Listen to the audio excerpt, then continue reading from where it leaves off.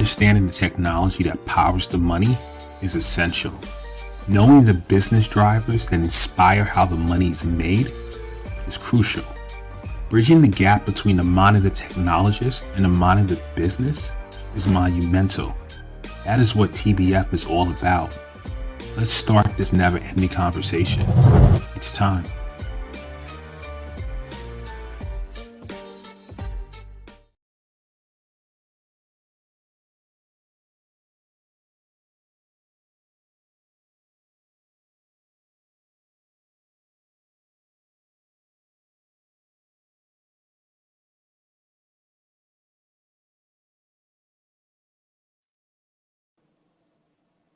Oh, hello. Welcome back to another episode of the Tech Behind FinTech. I'm your host, Anandio Swagu, and joining me today, really exciting, is the CEO of Many Minds, Nathan Poole. Welcome to the show, Nathan.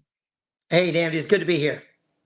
Excellent, excellent. So let me just do some housekeeping things, and then we're going to jump right into it. Right now, we're streaming live from Facebook, LinkedIn, YouTube, Twitch. We also have a live stream going from Instagram. Our folks on Instagram, if you want to hop on and be part of the show and see both Nathan and myself, go to techbehindfintech.com and you can click on one of the links to our YouTube channel. If not, you'll just be seeing me in the background. So to everyone else, as always, feel free during the course of this show to comment, to ask questions, give insights. Today, we're talking about transforming assets, the innovative blend of real estate and crypto. This is one of the things, real estate, I'm also passionate about outside of technology. So I look forward to this conversation I'm going to have with Nathan. Before I start, let me just read Nathan's quick bio, and then we're going to jump right into the show today. Nathan Poole is a serial entrepreneur and real estate investor, and is pairing real estate and crypto mining together to make crypto-level upside investments with the security of real estate. So with that being said, let's hop into today's topic. So Nathan, real estate and crypto, very interesting stuff. I want to jump into the real estate side, but before I do, can you just give an overview of what you mean by upside and what Many Minds is doing in that space? Yeah, so we typically look at upside in terms of ROI, right? Your return on your investment. So if I've got $1 outlaid, what's my annualized return on an investment? And so, if you look at these crypto investments in terms of Bitcoin and Litecoin and what some of the upside on these investments becomes, you're talking, some of these historically have had 100x or 1000x returns, which is, really these ridiculous returns. And then real estate primarily being considered a safe haven asset, right? And by most, investors, especially in the real estate world. And so being that there's always the value behind the scarcity of land. And then now you might have, buildings to build and tenants to manage and some of these other components that come with a cash flowing real estate asset, but it's typically considered a safer investment. Now, any investment class could have a crash, right? Like we saw real estate prices go down in 2008, but over the long haul, they typically don't go down. They typically go up. It's considered an appreciating asset. You cannot, depreciate land away from the IRS. So even the government's acknowledging and recognizing that. And so trying to find a way to get the higher ROI of crypto and cryptocurrency and being exposed to there with the safety of real estate on the downside was something that really fascinated our team, our side. And so that's kind of really what started some of those pursuits in it. That sounds interesting. How long have you been on the real estate side? So I think we bought our first piece of real estate in 2010. So, our best investments have all been, the Lord, I call it tripping and falling, right? The Lord blesses us. And we didn't set out in 2010 to be really brilliant real estate investors. We set it out to buy a home. And then it turned into a rental, and then we got another home. And so those sorts of things are how we kind of got into it naturally. And the Lord really blessed what we did. And that was really, so I guess we've been in it 13 years, but I don't think that we really approached it as a true investment class until maybe 2015 or so. So maybe about 8 years, I think we've probably started looking at it like, hey, let's buy some of these parcels and some of this real estate as an investment class in what we're doing. And then and one thing led to another. We ended up doing pretty well and having a decent amount of transactions in the space. So the first one was more so a primary residence, somewhere you were going to live, and then you ended up moving out and renting it out. Yeah, we actually it was a shanty, right? So it was borderline condemned, definitely not livable. We bought it, and it was the only thing we could afford, right? We were a young married couple, and so we bought it and renovated it, and we put in the blood, sweat, and tears equity ourselves, right? So we were living with some friends and renovating the house, and we'd buy the materials. We maxed out credit cards to buy the materials to put in the house, and then but it was a cash purchase, and so we got in this property and renovated it, and fast forward a year, and we didn't have a mortgage, and it was all paid off, and it took another year to pay off the credit card. So after 2 years, we didn't really have any debt except for the student loans at the time, and we had a piece of real estate that was paid for free and clear, and it was a beautiful little 1,000 square foot 2 bedroom 1 bath home, and then it turned into a rental. So again, it just started out as hey, what's the thing that we can afford? We don't want to have this massive mortgage, even though interest rates were 0%, but we didn't know better, right? We weren't in the space. We just said, hey, what can I afford? And well, I think I can afford that, and so we got it. And now it's laughable. You look at the real estate prices today, and they're just through the roof. But we again, we tripped and fell into the favor of the Lord on having a good run on that one. So similar to you, right? I'm also a real estate investor, and my story it mirrors it. It was a livable space for sure when I purchased my first home, but it did need a little bit of work. So I put a little bit of work into it, and then what happened was I was in Philadelphia at the time, and I got a job opportunity in New York. So I ended up moving and renting it out. Like, I didn't want to sell it necessarily, and then once I rented it out, it was like a light bulb moment. It's like, wow, it's like it's Yeah. working, it's being rented. I want to do this again and then again and again and again and again. So that was my entry into the game. So similar story. Very cool. Yeah, love it. So now where you're 2010 passed, you took this property that you were living in, you converted it, it became a rental, you moved out, you started to do it for a few years. In 2015, the light bulb moment is like, you know what? Why don't we our next purchase, let's actually purchase it as an investor, not as a primary residence. So what happened then? I think our first go was in raw land, which kind of started a love for raw land. I got a cold call from again, tripping and falling, right? So I got a cold call from somebody that says, hey, I've got an acre and a quarter outside of Disney. And I've got it and others for sale. And I said, well, how much? And I think it was like $2,500 or $3,000. And I said, well, okay, let me buy one. And my wife says, what are you going to do with that raw land? There's no way. I said, well, look, it was a wholesaler. He had to sell it quick. And so I bought it. We immediately listed it. And I think we sold it for like 10K. So it was like a 60-day flip, and we 3X our money. And then my wife went from, wait a second, no.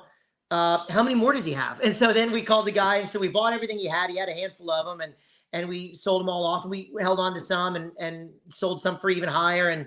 And so that really kind of allowed us to see, hey, there's a lot of money to be had, and even in just the flipping of these properties. And a few years later, I got my general contractor's license, and so then we started doing some new construction, ground up, and we had some raw land that we were able to develop, and so we learned the hard money piece. And then you fast forward from there, and we started a real estate brokerage and a mortgage brokerage for the residential side, and created relationships with hard money lenders and that sort of thing. And so what started out as just a really simple, I feel like this is a really good thing. We should buy an acre land where it's close enough to Disney to see the fireworks for a few grand. And it turned into really the same story. We've done a bunch of raw land flips. I've done some new construction flips. We've done some home renovation flips, and we had the rentals, right? We tried the Airbnbs. It wasn't really our thing. So we did more flips, and then now we've been getting into the commercial side with commercial like small bay, commercial small warehouse spaces that we've just, it's a little bit more of a stable, like, hey, here's a business income, as opposed to, dealing with a bunch of tenants that aren't always as reliable as we would have wanted them to be with the rent, right? So that's kind of one thing led into the other, and through just a bunch of Lord's blessings and putting the right people around us, we were able to get into some great endeavors. That's pretty cool. Love the story. The one thing I found with the commercial side is the borrowing aspect. And we had some commercial mixed use builders still have one, and just the going through the process of borrowing is just not as friendly as on the residential side, but definitely a good mix to the portfolio. What has been your experience with that? I'll be frank. I didn't have really any experience in the commercial side, and I was uh, again, the Lord really really blessed us and brought the right team alongside us, and so we had the blessing of being connected with some people that had some experience in the field, and I just said, hey, look, I don't know the lending side there, but I can build these facilities. I can construct them. We've constructed large facilities, large industrial and commercial facilities as a general contractor. And so since I built them, we said, well, hey, I can build this. If you can help with the lending piece and make sure that piece is ironed out, we can kind of help with the construction piece. And those two sides going together really, I think have helped all parties in those endeavors. I love this story, and I can talk shop and real estate all day. I mean, similar how I could talk technology all day. So it's both things that I'm really passionate about. But from my standpoint, and I'm going to ask you if you agree. For me, what drives it is the idea of creation. It's like I get a property that's totally raw, unlivable. We go in, we buy it, convert it, make it livable, and just that transition has always fascinated me and excited me because I'm at one moment I'm in there, it's a total gut rehab, and in the next moment, months later or whatever time period later, it's a totally livable space that a family's going to occupy. Technology, same concept, right? You have an idea and you bring it to fruition, or you're working with a client, and maybe for what I do is on the cybersecurity side, maybe they don't have anything in place, and all of a sudden you get them through the process of a SOC 2 compliant or whatever they have to do. Just those stages, and that's how I kind of juggle that dynamic, even though they're two different verticals. I just the I from raw to finished. Always loved that. Always fascinated me. So now we come into the blending of crypto and real estate, right? So as you mentioned earlier, you know, crypto prices from since 2000. I mean, it obviously was around before, but I think 2017, huge. Everybody jumping in. Then obviously during COVID, everyone jumping in, things going. Prices is just extremely volatile. As you mentioned, real estate pretty stable. I mean, we have our ups and downs. Sometimes your property's worth X, sometimes your property's worth lower than that, sometimes it's worth higher than that, depending on interest rates, depending on the market. But pretty much stable if you can get to a situation where the cash flow is decent and you're making you're positive on your month to month. When does the light bulb moment happen for the crypto side, and how do you merge those two? So we started mining a few years back, I guess actually in the last cycle. So about one crypto cycle ago, we started mining. We had a property that we were treating as an Airbnb, and we put some mining equipment in the basement, right in the detached garage, and we realized like the asset of the electrical service to that property was generating as much revenue as the assets property rental as an Airbnb was.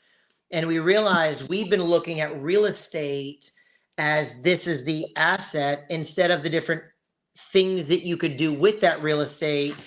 Specifically, when you look at a mineable cryptocurrency, a good one, right? I'm thinking Bitcoin or Litecoin exclusively. When you look at Bitcoin and Litecoin exclusively in terms of electrical transmittal, Like that's what they are. You're taking, this is what Tesla dreamed of, right? You're taking electricity, you're converting it into a, pardon me, into a globally transferable asset instantaneously, and then sending it anywhere on the planet. And when I realized that access to the electrical grid is in and of itself a commodity that can be quantified in a thing called a coin and transferred to somewhere else on the planet, and quantified and monetized, it essentially doubles the type of asset, the value behind the asset of real estate. So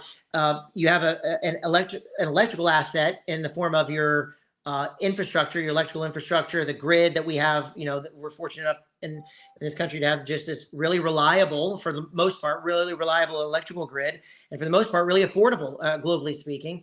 And so we have this affordable, reliable asset class that most people aren't tapping into, as well as the real estate play. So then we started, doing that sort of thing. We started from the house and from the house. We wanted to grow more, so went to the Airbnb, and then we wanted to grow more, and then it became, one thing led to another, and it turned into, on these commercial asset classes, providing mining capabilities on a industrial or commercial real estate class as an additional source of revenue.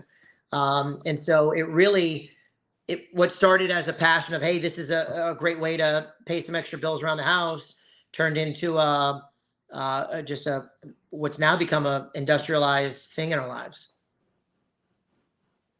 Interesting stuff. So as you're talking about, various uses for the real estate assets itself, in this case, you're setting up mining equipment, and obviously the expense for that is electricity. You hooked it up to the grid. It's, I don't know, in my head, from an analogy perspective, I just thought of, obviously not the same, but similar in concept of, you have a commercial space, you have some apartments, and you know what, you decide to put coin operated laundry services in the basement, right? So now you generated another use for the property and bring in additional revenue. And then maybe you have a vending machine, right? And maybe you have, those types of things in a vending machine where they can get snacks and stuff while they wait, or even sell some soap. Okay, maybe you start a folding service. Maybe you have all these different facilities, and now you have access to the people in your apartment, and you just converted the basement to a whole laundry service that maybe the next door neighbors can use, and so forth and so forth. But what you're doing is, you're leveraging crypto in terms of the mining aspect to generate this additional revenue. What I found really interesting with the story is you saying that your rental income and the income you generated from creating the coins were equal. The mining was a little bit higher. Really? Okay. Yeah, the mining was more than the Airbnb. Oh wow, that's really interesting. So it gives you now. So now it's like, okay, the thesis worked. It's like, okay, listen, we have this property here. We have it as Airbnb listed. The mining is actually generating more revenue. So now it becomes a no-brainer to expand. That sounds like what happened. Exactly. And the initial like setting up a crypto mine, where did that come from? You said you were doing it in your house first, and then you wanted to expand it. Yeah, we started at our house. What started out as a few machines, and there's benefits to them, in terms of tax, right? They're computers, so they're bonus depreciable in the first year. When we did it, when we first started, it was 100% bonus depreciable. Now it's 80%, right? But you can treat the whole computer as a write-off, and you can mine from your basement, right? So we built out a little room, and my wife walks in one day and I had knocked out part of an exterior wall, and she goes, "What are you doing?" Right? But I'm a general contractor, so I'd like to think it was a little bit safer, but than just knocking out a wall. But we were, making these modifications, and we created ventilation systems, and then we outgrew it. Really, I mean, we had a decent amount of electrical capacity. We had upgraded our panels repeatedly, and then finally at one point, my wife says, "Hey, it's time to get a an industrial spot. So we rented a little 1,000 square foot industrial spot and we put in a megawatt. And then along the way, it transformed. Things changed, and and now we have multiple facilities in 2 different states just for Oh, wow. mining. And so the mining has really taken off on its own. And what started as a real estate play with a little bit of mining became real estate plays and mining. And now while we have those, right, we have real estate plays that we're doing mining on, or that are for partnering mining and real estate. Now we've got some real estate plays that are specific to mining. I think we might have briefly lost Nathan. Really interesting stuff. While we look to get him back, right? Let's just go over some things that he's talked about, right? So, really interesting discussion so far. We have a situation where someone started out in real estate in 2010. Primary residence became a rental, started to get more into it with some raw land. In 2015, started to do that business, and then, more rentals and so forth. Then the light bulb moment to, create, I think from his case, it's a Litecoin mine uh, in his basement. I mean, in his primary residence, right? He outgrew that, and he put it in the Airbnb. Outgrew that, where the actual mining was generating more than the actual Airbnb rental, and then he started to look for cases of specifically for mining. So, for those that, okay, I think he's back. Nathan, are you with us? Nathan, can you hear me? I can't hear you. I'm going private chat. Can't hear you. Give Nathan some time to adjust.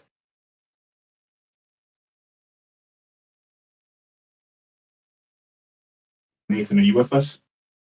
We have some comments from Instagram I want to address, but I'll wait till you get back on to address it.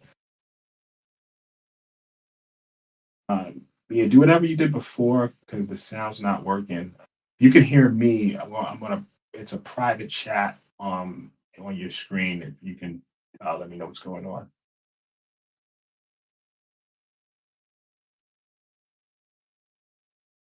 Hey. So yeah, guys, just to let everyone know, right? This is a live show. Sometimes, technology things happen on live shows, and we just work through it.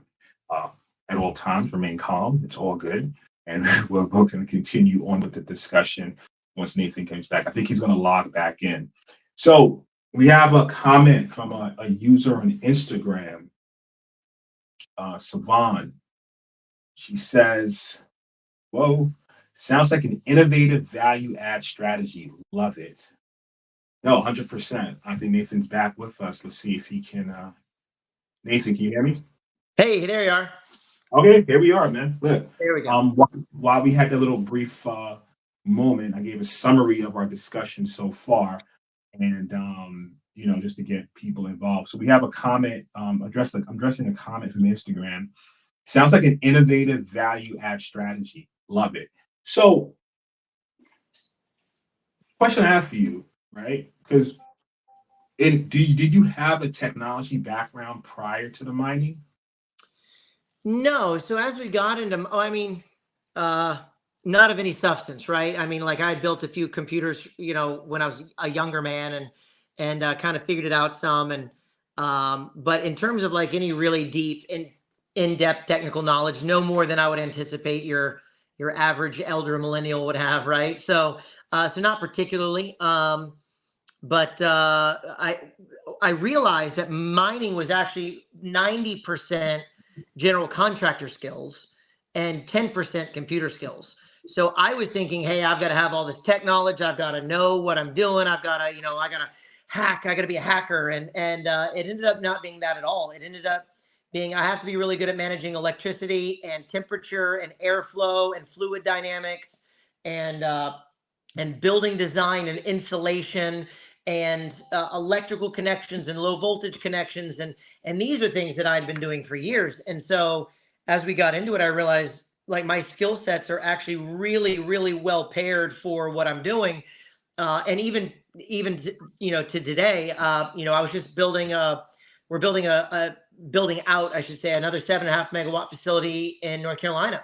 And I spent the last 2 weeks there working on that. And I would say 95% of what I was doing was things that I learned in construction, and 5% was computer stuff. So there is a component of, hey, all right, well, what's going on with this firmware? But it's not particularly complex for the first 95% of what I'm doing. Now you can, it can get us. I've also been soldering computer boards, which is a very complex and is very tech heavy. And I've also been, opening kernel logs to figure out what the problem is with the tech, with the particular computer, which is a little bit of technical knowledge is needed. But I would say that probably 95% of what I needed was general contractor, an electrician, and again fluid dynamics, more so than it was really understanding, how do I write code for this particular script. That's pretty cool.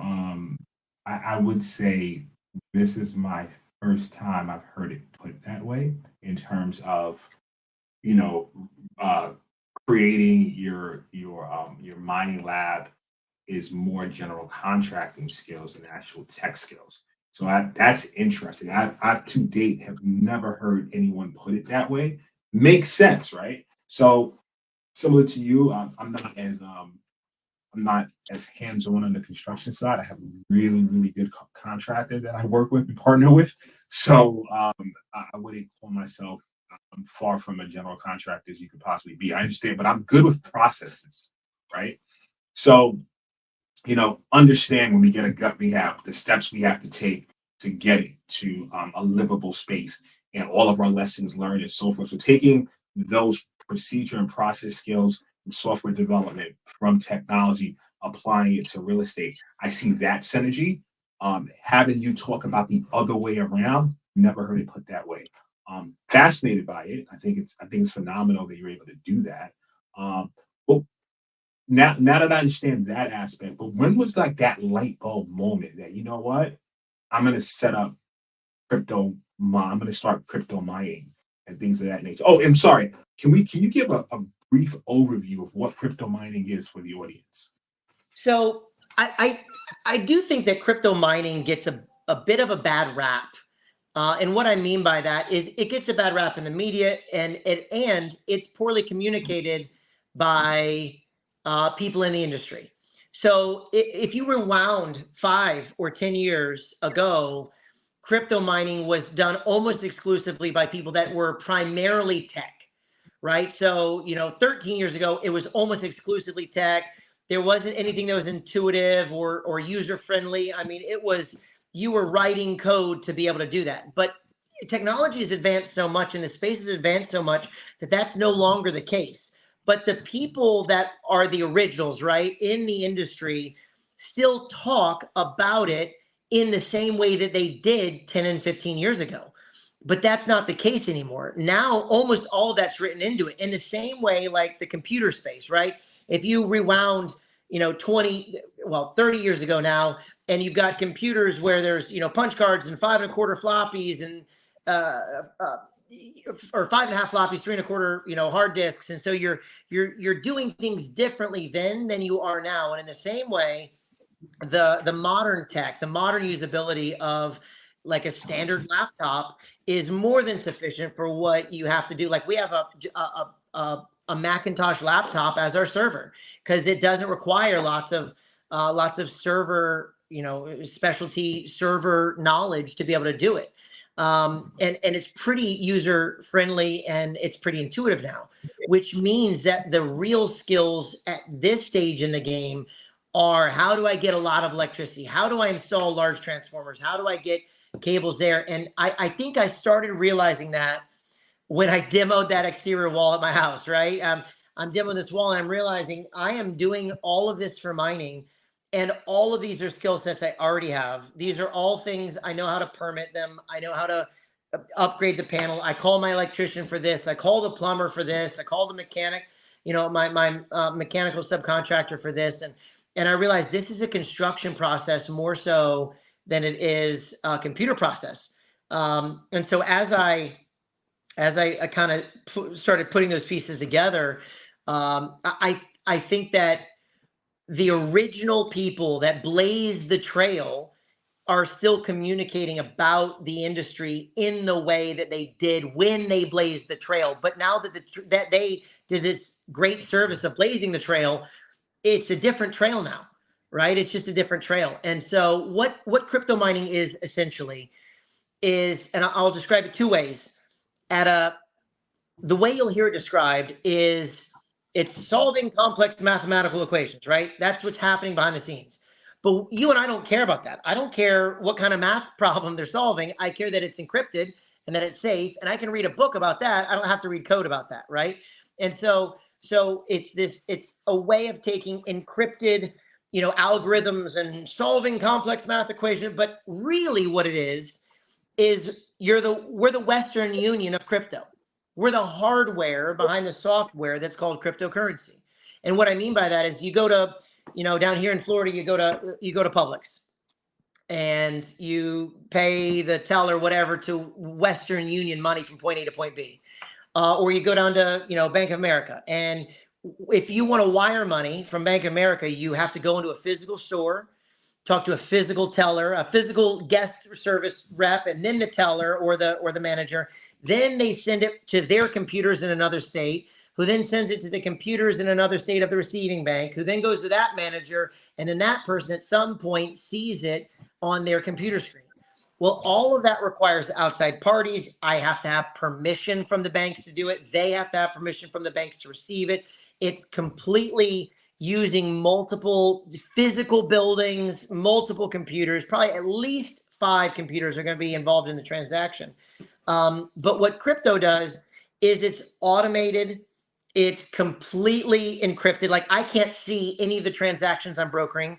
If I try to see them, my computer shuts down and it won't, like it's completely encrypted. I have no idea where these computers are sending and receiving money to and from, but I do know that it's encrypted and it's decentralized, meaning if I unplug my computer halfway through a transaction, it goes to somebody else's computer anywhere else in the world.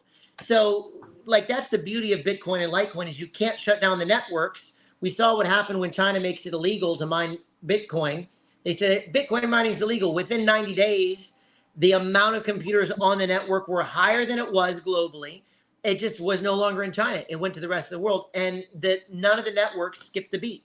So we are brokering these transactions by the millions a day in a very fast manner. And in so doing, we're getting a slight fraction of a penny off of each transaction that we're brokering. We can't see the transactions. It's completely trustless. Like they don't have to trust me because if I unplug my computer, I'm just not involved in the network anymore. So it's trustless, decentralized. It just takes a lot of electricity to do it. And and in so doing, you're converting that electricity in, that we would pay in US dollars into cryptocurrency that we're receiving by brokering these transactions. So that's all that's happening. We're the remote hardware servers behind the software that people call cryptocurrency. And so what used to be true, we have to write code and you have to understand how these algorithms work and these really complex things are now like about as simple as you buy this computer and you plug it in.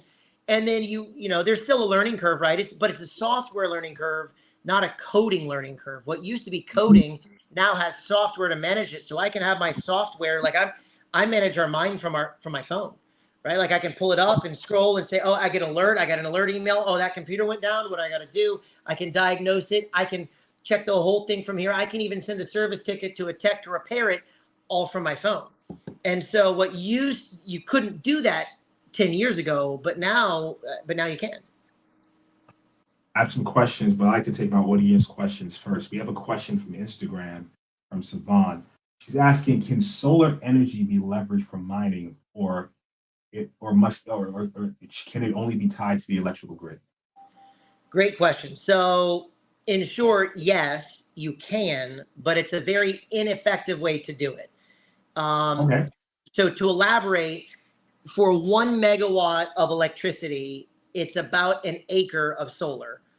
And in Florida, sunny Florida, the Sunshine State, right? If you get 8 hours of sun, then that means that you have to do 3 times that for perpetual megawatt, right? So now you need three.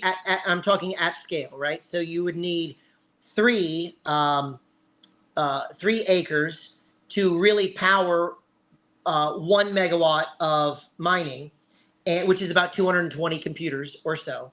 And then you'd have to have the battery backups for the 16 hours that they're not producing. So it would be a really, really expensive thing to do solar mining. However, if you're talking at a smaller scale, like one of the things that is nice about these computers is that they are interruptible. So if you theoretically had, 15,000 megawatts on a very large roof, 15,000 watts, 15 kilowatts on a very large roof, you could theoretically mine during the day without being connected to the grid, and you would receive those funds for free, but you would only be mining for those amount of hours per day. And that could be done. I will say, and while that is an option, it's more efficient if you're doing it at scale, right? It's more efficient to do things like flare gas mining. So we're dabbling in that. So flare gas right now, like if you've ever driven through Texas, or even sometimes through the Dakotas, you'll see these pipes, and sometimes even outside the landfill, right? They're flaring off methane gas. Yeah. Tube out of the ground where it's just shooting off fire. That's because the gas, the liquid propane or the natural gas, becomes too expensive to create the pipes to pipe it in, because natural gas is still so cheap. And so it's too expensive to really build the pipes to pipe it in. So it's called flared off. They light it on fire and let it burn off. But that's wasted energy. And so like we're in the process of trying to, we've been trying for over a year now, but trying to get a natural gas flared facility in Kansas where they're just throwing the gas away. It's burning up. It's going to carbon dioxide. It's going to the atmosphere anyway. We might as well convert it into useful electricity via generators. That becomes the ability for you to get electricity for, 20% of what it might be in a more, like in a major city, maybe even 5% of what it is in a major city. And it's borderline free, right? You lease the ground and now the gas is free. You're not even paying for the gas. You're paying for the equipment rental or lease, if you will, the long-term lease on the equipment. And so that's another way of doing it. You can get electricity for 2 cents a kilowatt hour, which means that you're very profitable. It's as opposed to, there's areas in Orlando that, power is 18, 19, 20 cents per kilowatt hour. So you're getting it for pennies on the dollar, as opposed to like what might be a more metropolis type of area. Savon says, thank you. Makes sense with your answer. Glad to help. I have a question for you. Taking a step back, I'm fascinated. Let's say someone has a commercial space. I don't know. Let's say a big storefront. Would you recommend them going towards that option? They have the space, it's empty, putting in like setting up a mine. Obviously they don't have it's standard electricity, commercial electricity, so they would have to probably, figure out ways to get more power in. Is that something that you would recommend to a real estate investor? Absolutely. I mean, now that we're doing what we're doing, and the more I get into the space, the more, orange pilled I get, right? Which is the term in the space for realizing what Bitcoin and Litecoin are about to do, and what they mean really at an in-depth level for the financial industries and financial services. I would say I couldn't really imagine a world where I wouldn't want that to be a large part of my real estate plays. Yeah. To the point that if you have it, like one of the things that people look at now, okay, let's take the residential market. When they're buying a house, lots of times people have kids and they'll say, all right, what are the schools like in that area? What are the schools like in that district? What school would my children be going to before I buy that house? We've been looking at what's the electricity rate of that industrial property before we buy that property. Because if I can take a property that, as you know, the electricity rate's 18 cents a kilowatt hour, you don't want to mine at these, really, you don't want to mine there. But if I can take that same capital and deploy it in an area where electricity is 6 cents a kilowatt hour, knowing that that 6 cents per kilowatt hour allows me to double my cap rate, why in the world would I ever want to buy real estate in an area that doesn't give me an attractive price for electricity? Because if I know I can deploy the same capital for 2 or 3 times the ROI, just because I'm buying it in that municipality or that in an unincorporated area instead of that one. Well, if the cap rate's the same on the real estate side, let's take the free money, because it doesn't take a lot of square footage. It takes electricity at the right price. So like you can have in a single 10 by 20 Connex box outside the facility, you can make more money in that Connex box than all of your rents on the rest of the property combined. So if the electricity price is right. So when I look at real estate now, I it's great. What's the cap rate of the real estate, but also what's the electricity price? Because that's going to tell me my true cap rate. Because now I know, hey, I can mine there or not. So I would say it's transformed the way I've looked at real estate for sure. So this is all interesting stuff. I'm going to be upfront. Being in real estate, also obviously doing this show and working in technology, been exposed to crypto, did some things in it and so forth. When I previously thought about combining the two, it was like more so with people saying, okay, how do you tie this back to the asset? What you're doing is just totally different from that conversation. It was like, okay, what are ways that we can use some sort of behind the scenes, whether you look at it as to really use the real estate to back some crypto plays they had, where you're saying, you know what, I'm not even care. I don't care about that per se. I'm using my real estate to house equipment that we mine, and then we produce it from there. So I'm looking at electricity rates, I'm looking at so forth, and that's how I'm structuring my portfolio. How does it impact your business now with crypto volatility? And during our break, when you cut out, I mentioned that you mine, and correct me if I was wrong. I mentioned that you mine Litecoin, but it seems like you mine Litecoin and Bitcoin, or just Litecoin. So we have a few different businesses in the mining space, but we mine both. Our fund, our investment fund, is specifically for Litecoin mining. We believe the upside is significantly higher than Bitcoin mining at this point. But we also do host Bitcoin miners as well. And so we do Bitcoin and Litecoin specifically and exclusively. And why did you not go for, out of curiosity, like Ethereum and things of that nature? We started right when we originally started. We were before the merge, which is the industry term for the event that stopped Ethereum from being able to be profitably mined. We were mining Ethereum, and we were mining a few other cryptos as well.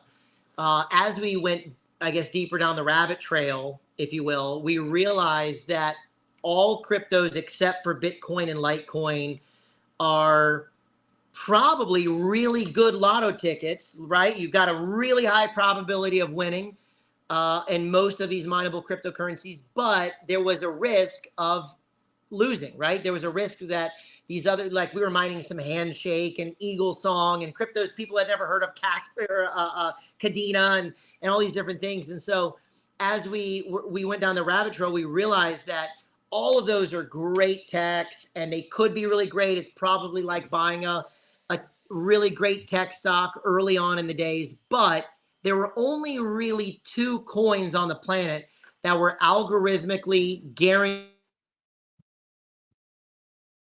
Oh man, dude, we lost Nathan again. Just when he was about to drop a jewel. All right, so let me shout out some new people joining the Instagram side. Vaughn's been there. Alpha joined. You know what we're gonna do? We're gonna take this moment and a message from our sponsor. I'm gonna go ahead and do that while we get Nathan back. So let's just take a moment for our sponsor. Do that right now, and then we'll jump back in to the show. Are you an emerging fintech with a limited budget seeking more sales and partners? Introducing Strategic Generation, your partner in leveraging cybersecurity for sales and partner enablement. Fintechs often lose opportunities due to unsophisticated cybersecurity programs. That's where we come in. Strategic Generation assists with due diligence, security posture visibility, penetration testing, and on-demand virtual CISO services. We connect your systems to our partnered platform, and voila! Instant access to real-time diagnostics and compliance frameworks such as SOC 2 and PCI DSS. Gain the confidence of prospects and partners. Strengthen your cybersecurity program and drive success. Stop losing deals due to cybersecurity. Visit strategicgeneration.com and click on Demand CISO to connect with an expert.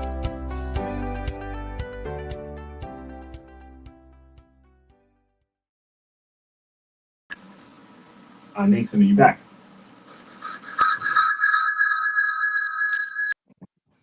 Here we go. How about that? Okay. That's great. That's way better. All right, no, cool. So you had you were going in and then we cut off. You're gonna get something really good. I want you to finish that sentence. Yeah. So we realized that every other crypto is it's like buying a stock, right? They are essentially unregistered securities. But Bitcoin and Litecoin are the only two on the planet that are not only not that, but they're also mathematically programmed to exponentially increase in price. Every 4 years, the supply drops. Adoption is vertical right now, vertically up, straight up adoption. Globally, they're just exploding. So is it possible to get a higher upside in another crypto? Maybe. But it's not possible, in our view, to have, and I hate to use this word, so I'll use it with a big, huge asterisk, right? Nothing in the future is ever certain, but it's the closest you can come to a guaranteed vertical rise in price as math would allow, right? So, who knows, right? Maybe crypto's an 8-track, right? But I'm convinced, and I would say that I'm convinced from the math specifically, that Bitcoin and Litecoin only are the only two cryptocurrencies on the planet that are guaranteed, as much as a human can, guaranteed to go vertical in price. And so as we figured that out, we said, all right, we're gonna mine those two. We know that every 4 years they're gonna explode in price.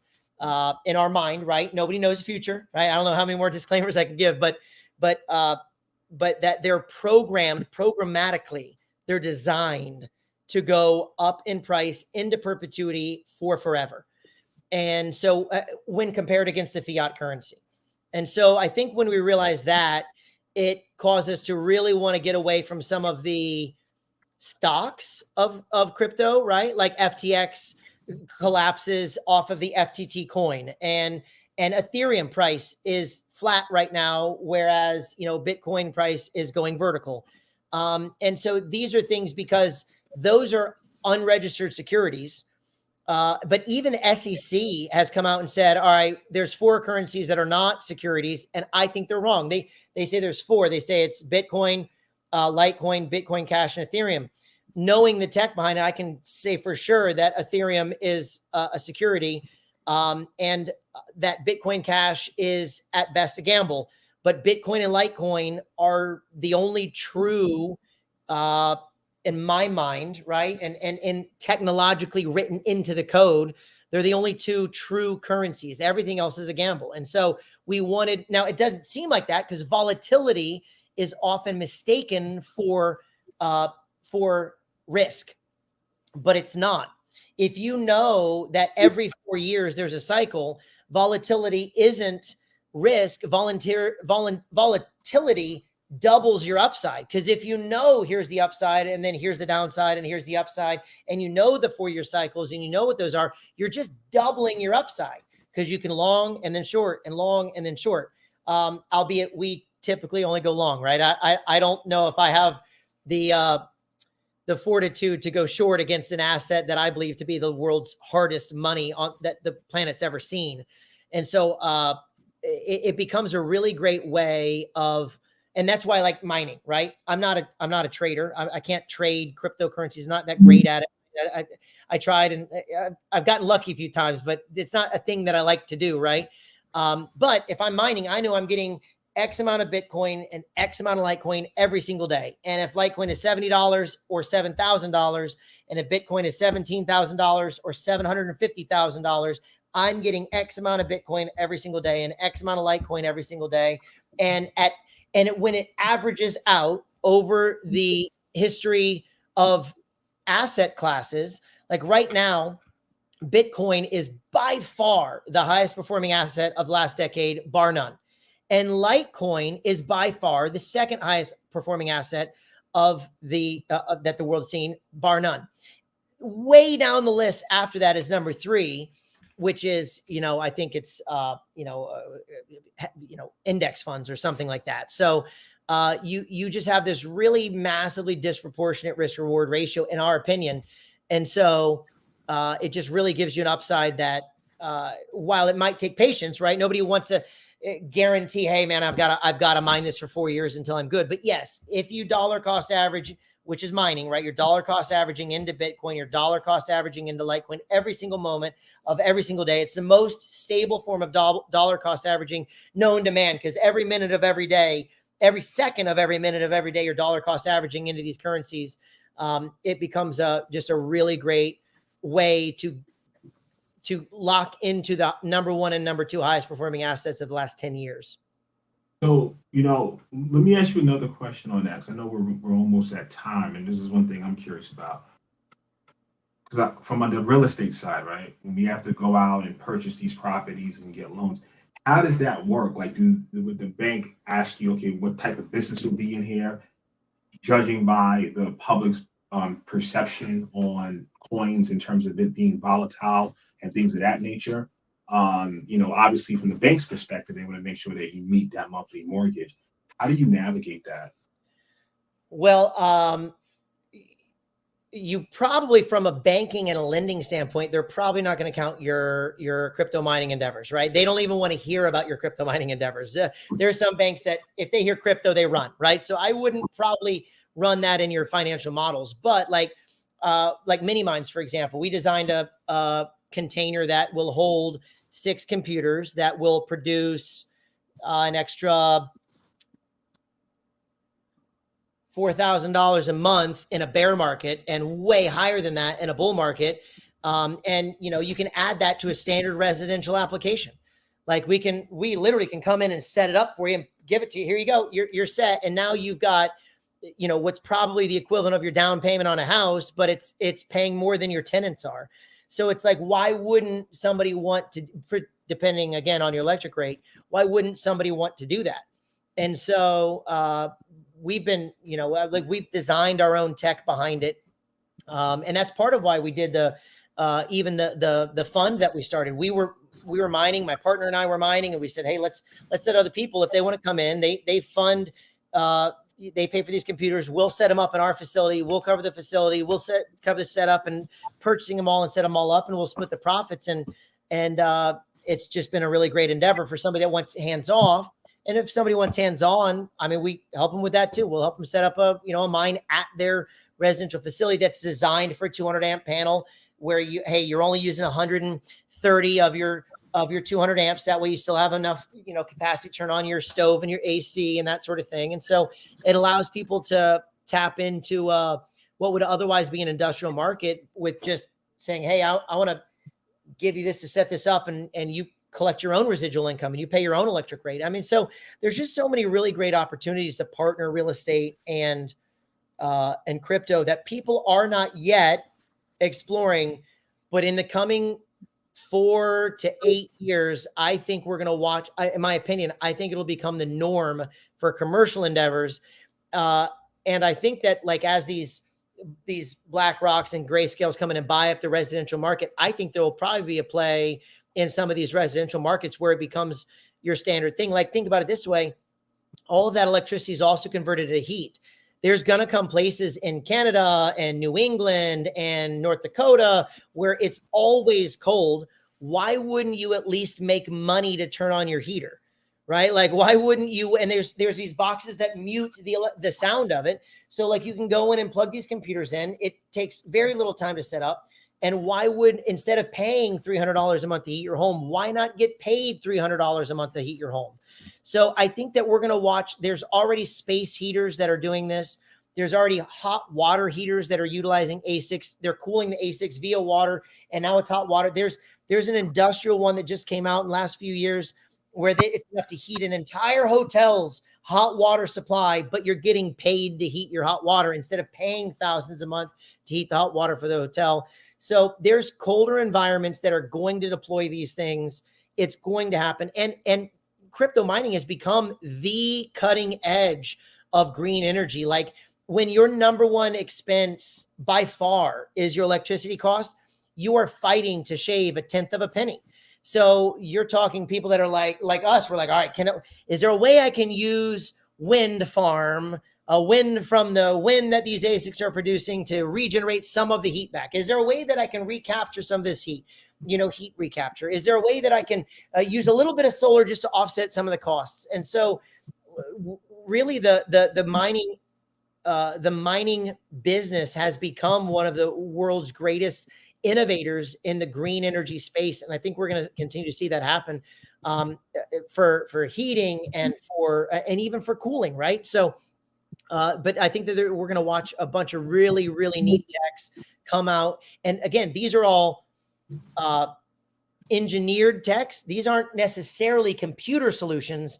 These are people that are dealing with fluid dynamics. They're dealing with air and heat and cold and heat management and electrical capacity. This is not how do I better solve a complex math equation. This is how do I capture and harness heat? How do I capture and harness the solar energy, the wind energy around me, the flare gas energy from around me to turn it into a usable, global, instantly sendable commodity?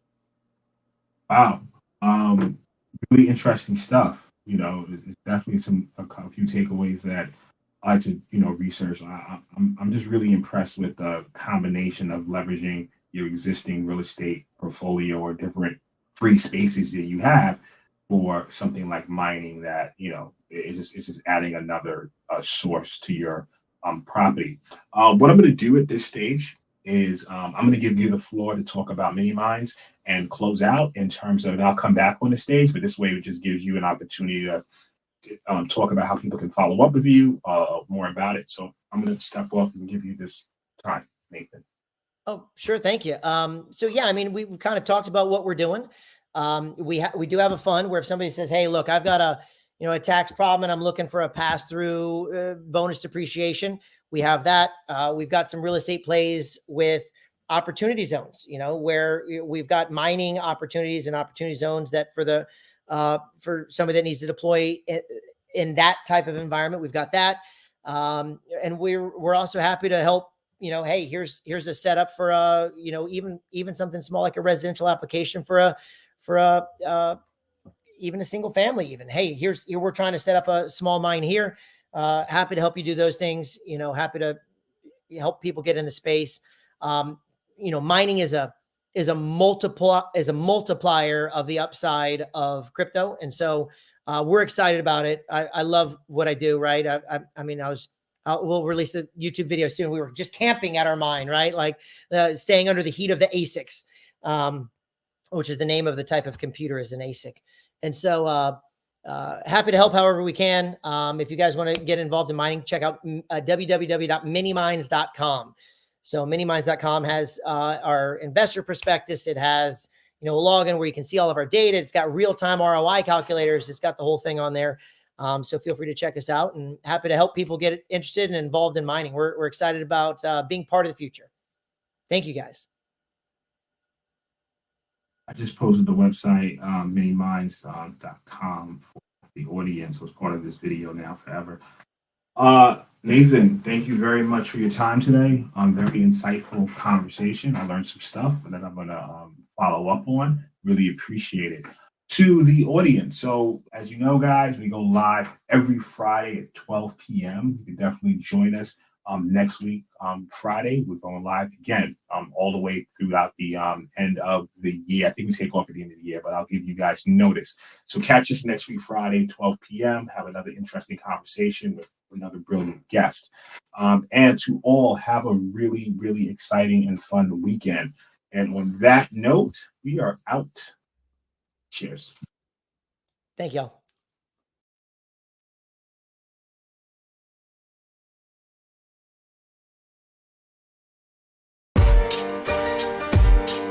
Understanding the technology that powers the money is essential.